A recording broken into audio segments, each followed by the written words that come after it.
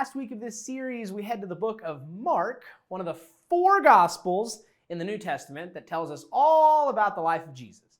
Now, Mark was one of the first followers of Jesus, but he wasn't a disciple, not one of the 12. He was just a friend of Peter, and he wrote down a lot of what Peter told him about Jesus' life. Mark shares a story that can help us address this idea of having the time to take care for others.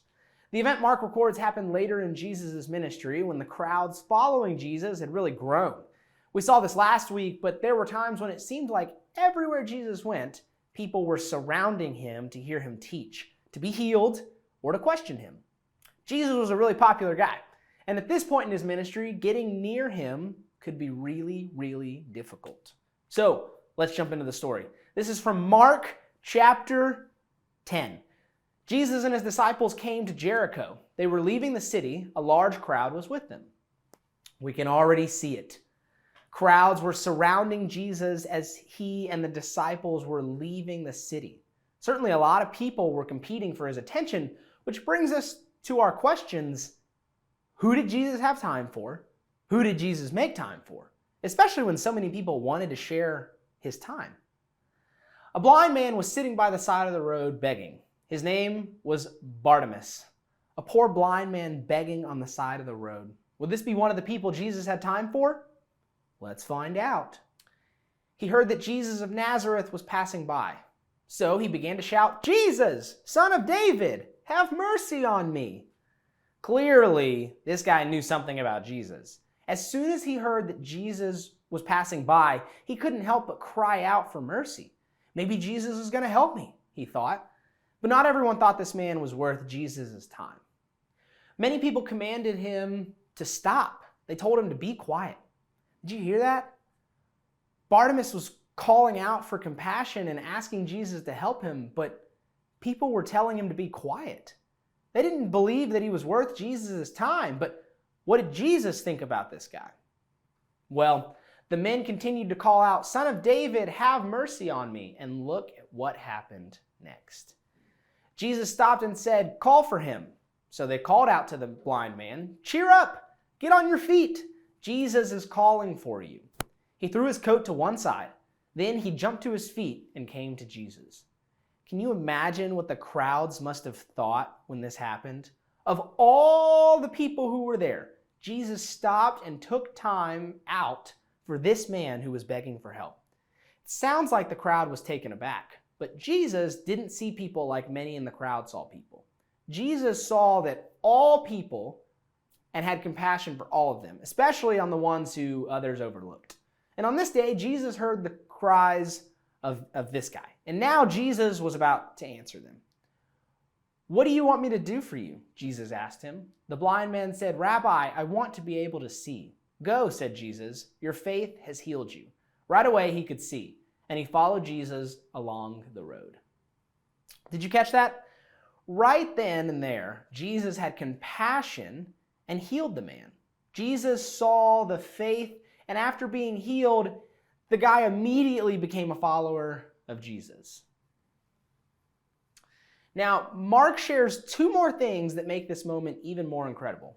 First, we might want to excuse away this story and say, well, maybe Jesus didn't have much going on that day, or maybe it was a down day for him and this guy just happened to fit into his schedule. But if you keep reading in the Gospels, Jesus was on his way to Jerusalem, where he experienced the final week before his death. Jesus entered Jerusalem ultimately to give his life on the cross. Of course, we don't know for sure, but I'd imagine that Jesus had a lot in his mind, knowing what was going to happen when he arrived in Jerusalem.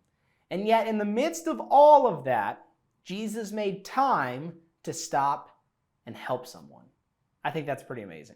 And second, did you notice what the man kept calling Jesus?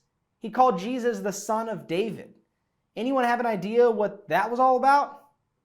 Well, Son of David is a title for the Messiah. In other words, the prophets in the Old Testament said that the Anointed One, the Messiah, the Savior of the world, would come from David's family line. The Savior would be the Son of David. So, this guy was using that title to declare what he believed to be true, and actually is true, about Jesus. Jesus was and is the Messiah, the Son of David. It turns out that although he was blind, this guy could actually see Jesus better than many people in the crowds could. Let's see if the items that I have over here can help us come up with some ideas for how we can make time for others. This wristwatch. This watch obviously keeps time. I don't know about you, but I have moments when I can start doing something and thinking I'll just be a few minutes, and then all of a sudden I realize I've wasted like an hour on video games or watching YouTube. Maybe this wristwatch can represent using your time wisely to include activities that also serve and help others. Or take this. Maybe you have that younger sibling or cousin who's always asking to play a board game. Sure, you might get bored with a game that's really too young for you, but what would it look like to spend time playing with them anyways? You could totally make their day. Or, lastly, who likes sleeping, especially on the weekends? What might it look like to set an alarm clock, or a few, to help you get up earlier and help out with some yard work? Maybe you could help someone in your church or neighborhood with some work around their home. So as you make time for others, it's important to remember that it's not bad to take time for yourself. Even Jesus took time to be by himself, away from the crowds and alone with God. We need time to recharge and enjoy life. But as we follow Jesus, we'll find that helping others and showing them compassion can give us life too. There are so many creative ways to show compassion by making time for others. Ask God to help you see all of the needs around you and to have the courage and initiative to act. Sometimes we need to remember how others have made time for us to realize how we can make time for others. So as we wrap this up, think about this question. When has someone made time for you? When people have made time for you, how did it make you feel? How does their example help you think about the way that you will make time for others? Good things to think about for sure. And if you want to continue this conversation, ask your parents about it. Come to Sunday school at 9:45 on Sunday mornings, or you can click the link below for some more activities related to this lesson. We'll see you guys next time.